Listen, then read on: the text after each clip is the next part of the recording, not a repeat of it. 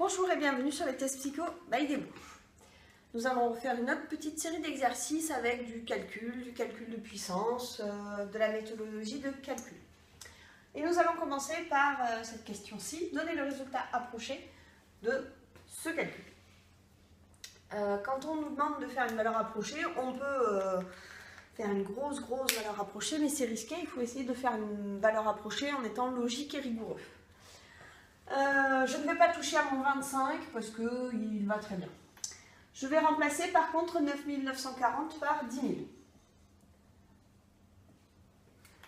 Vu que j'ai 10 000, je sais que je vais utiliser ces 10 000 avec ce chiffre-là pour me débarrasser d'un maximum de virgules. Donc, vu que j'ai 4 zéros, je vais pouvoir utiliser ici 1, 2, 3, 4 zéros. Je vais aller jusqu'ici.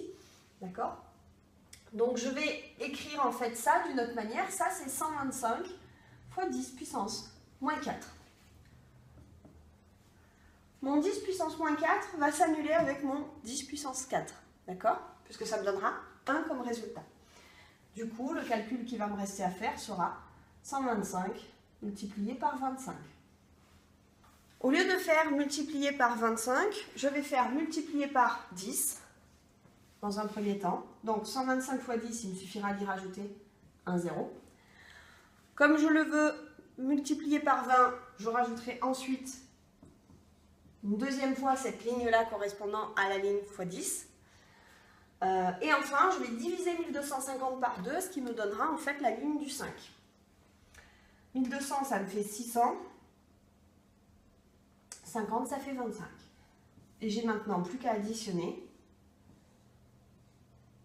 Pardon, hop là. 2 et je retiens 1. 6 et 4, 10 et 1, 11. Pour obtenir 3125. La réponse, c'est.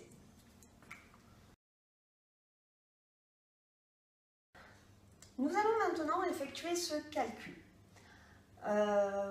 Quand on a des puissances en test psychotechnique, le but du jeu est toujours de penser à appliquer les propriétés des puissances dans un sens ou dans l'autre et à simplifier.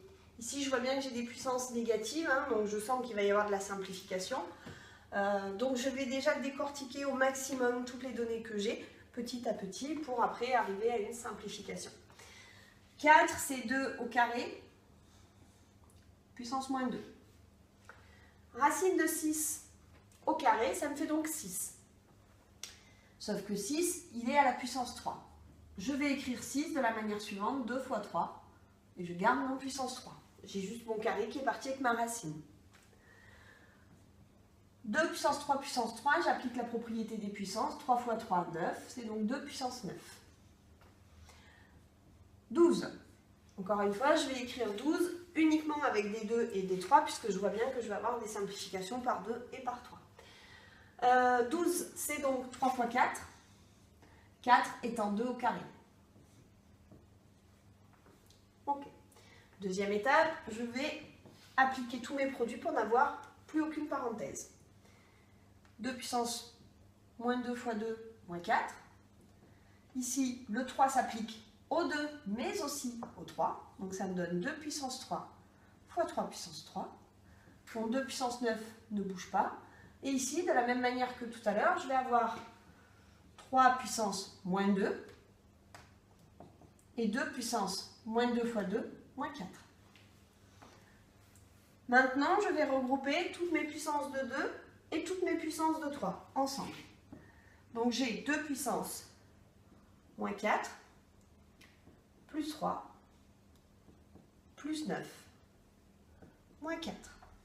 Ensuite, concernant les puissances de 3, j'ai 3 puissance 3, moins 2. Je les calcule.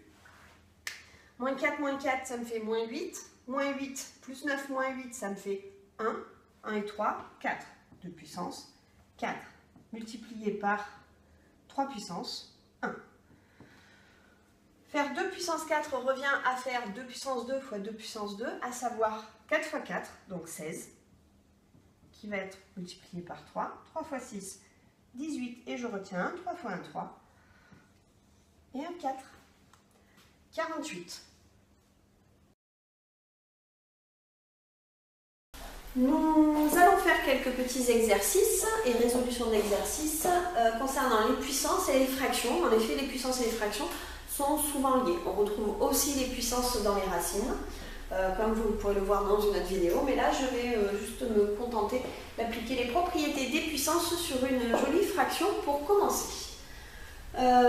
Ici, le but du jeu est très simple, c'est que je ne m'enquiquine pas à calculer. En général, tout se simplifie assez bien. Deux manières, soit j'applique directement les propriétés des puissances, et donc 3 puissance 2, pas de difficulté.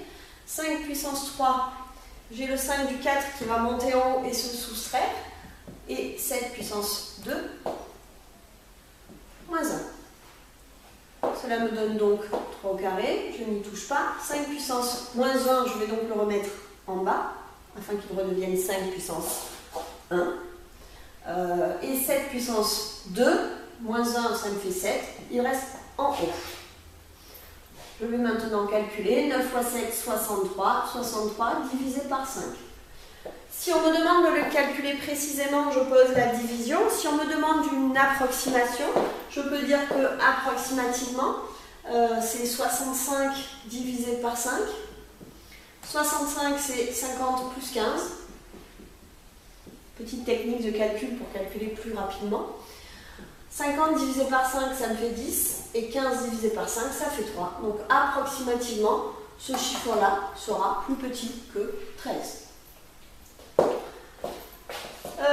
L'autre manière pour simplifier, sans utiliser les propriétés des puissances, c'est de décortiquer au maximum, c'est-à-dire d'écrire tous mes chiffres sans les puissances. J'ai donc 3 fois 3. Le 5, 3 fois. Le 2, 7 fois.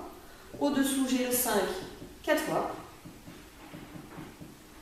Et le 7, une fois. Et je peux maintenant simplifier tous mes 5 et tous mes 7. Il me restera dans tous les cas 3 fois 3, 9, fois 7, divisé par 5.